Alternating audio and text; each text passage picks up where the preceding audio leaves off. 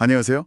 오늘 저희가 좀 깊이 들여다볼 자료는요. 바로 6월 25일에 있었던 포천시의회 안혜경 의원의 5분 발언입니다. 아, 네. 그 발언 내용이 상당히 시의적절했죠. 네, 맞아요. 포천시가 이미 초고령 사회, 그러니까 인구 4명 중 1명이 65세 이상인 그런 현실이잖아요. 근데 여기서 노인 일자리를 그냥 복지 차원이 아니라 지역의 미래를 위한 어떤 중요한 전략으로 봐야 한다. 이런 메시지였어요. 네. 핵심적인 지적입니다. 미래 투자라는 관점, 이게 중요하죠. 그럼 이 발언이 지금 포천시에 왜 중요한 변곡점을 제시하는지 그 핵심 내용을 좀 같이 짚어보겠습니다. 우선 현실부터 좀 볼까요? 2025년 3월 기준으로 보면 포천시 인구의 거의 25%가 65세 이상 어르신들이에요. 네. 경기 북부에서는 처음으로 WHO 고령 친화 도시 인증까지 받았고요. 그렇죠. 그런데 실제 통계를 보면 어르신들 94.7%, 거의 대부분이 생계 때문에 일하고 싶어 하시고 또 이 중에서 한 70% 가까이는 공공기관 일자리를 선호하신다는 거예요. 그런데 시에서 지원하는 일자리는 전체 노인 인구 대비해서 보면 8% 정도밖에 안 된다는 거잖아요. 예, 바로 그겁니다.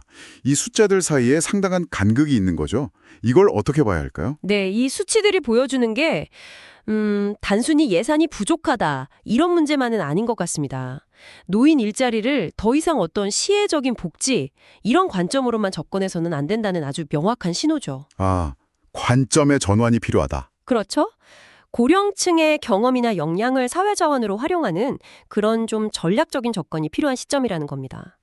특히 고령 친화 도시 인증까지 받았다는 건 그만큼 시민들의 기대치도 높다는 의미이기도 하고요. 특히 안 의원 발언에서 뉴 시니어 세대의 등장을 강조한 점이 좀 인상 깊었어요. 아, 네. 베이비붐 세대를 중심으로 한 분들이죠. 네. 이분들은 예전 어르신들과는 다르게 전문성도 있고 디지털 역량까지 갖춘 분들이 많다는 건데요. 맞습니다. 활동력도 왕성하시고요. 그런데 현재 포천시 노인 일자리의 56%, 절반 이상이 그냥 단순 공익형에 치우쳐 있다. 이거는 좀 문제가 아닐까요? 이분들 역량을 제대로 활용 못하고 있는 건 아닌지. 정확하게 보셨습니다. 바로 그 지점이 질적인 전환이 필요하다고 계속 이야기하는 이유예요. 단순히 그냥 시간 때우기식의 노동 제공 이걸 넘어서야 한다는 거죠. 민간 기업하고 연계를 좀 더 강화한다든지. 민간 연계. 네. 아니면 시니어 인턴십을 좀 활성화한다든지 또 디지털 직무 교육을 확대한다든지 이분들의 역량을 발휘할 수 있는 더 나은 일자리를 만들어야 합니다. 포천시 노인복지관이나 도시공사에서 기업과 협약을 맺는 그런 시도들도 있긴 하다고 들었는데요. 네, 그런 시도들은 물론 긍정적입니다. 하지만 아직은 좀 부족하죠. 민간 부문과의 연결고리를 더 단단히 하고 직무 자체도 다양화하고 또 맞춤형 컨설팅 같은 지원도 더 강화되어야 할 과제입니다. 결국 노인 일자리가 단순히 소득 보전, 그 이상의 의미를 갖는다는 말씀이네요. 그렇죠. 자기 효능감도 높이고 건강도 유지하고 또 사회적인 관계망도 형성하고 더 나아가서는 지역 경제 활성화까지 이어진다는 거죠. 맞습니다. 일자리를 통한 사회 참여, 이게 어르신들의 정신적, 신체적 건강을 지키는 어떻게 보면 가장 효과적인 예방책일 수 있어요.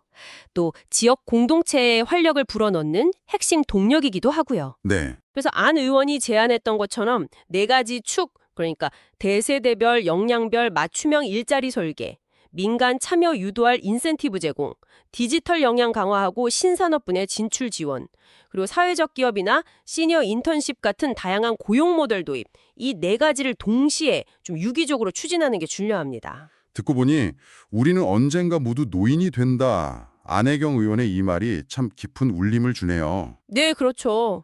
결국 노인 일자리 정책이라는 게 바로 우리 모두의 미래를 준비하는 일이다. 이런 뜻 아니겠습니까? 맞습니다. 포천시가 보여줘야 할 것은 단순히 일자리 수를 늘리는 걸 넘어서 이 노인 세대를 지역의 성장 동력으로 삼는 그런 혁신적인 전환인 것 같습니다. 중요한 것은 이제 말이 아니라 실행이겠죠.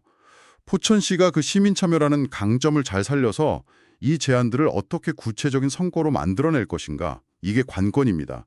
이걸 잘 해낸다면 단순 복지가 아니라 핵심 미래 전략으로 삼고 성과를 낸다면 대한민국 고령사회의 어떤 새로운 모델을 제시할 수도 있을 겁니다. 네, 오늘 저희가 짚어본 내용 외에도 여러분께서 한번 생각해 보시면 좋을 지점이 있을 것 같아요.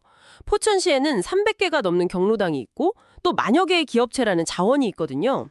상당한 자원이네요. 그렇죠.